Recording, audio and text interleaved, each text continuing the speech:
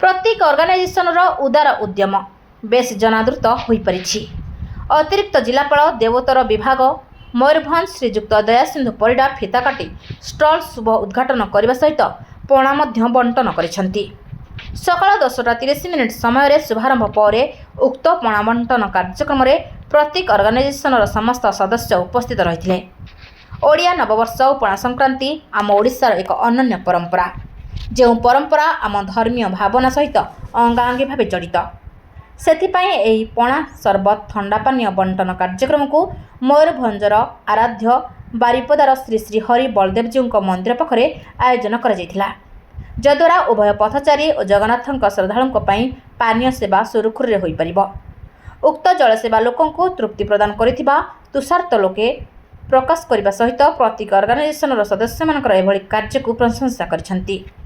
प्रत्येक ऑर्गेनाइजेशन प्रतिष्ठाता प्रतिमा बारिक और संगठन मुख्य परिचालक श्री प्रवीर कुमार बारिक उत्साह और प्रेरणा रे उक्त कार्यक्रम को सभापति श्री राजीव साहू आयोजन करथिबा बेले अन्य मानक मध्यरे वरिष्ठ सांबादिक श्री श्रीकांत जीव, एससीडीएर जिला सभापति श्री सरोज साहू, लंबोधर महांती, डॉक्टर किशोर पात्र, सब्यसाची बारिक, अजय बारिक, विजयलक्ष्मी बारिक, दिलीप दास, राजश्री दास प्रमुख उपस्थित रही। बेस सुंदर और श्रृंखलित भाव में दिवसव्यापी पणा बंटन कर मयूरभंज बारिपदारू प्रवीर बारिक रिपोर्ट ज्योति चांद टीवी।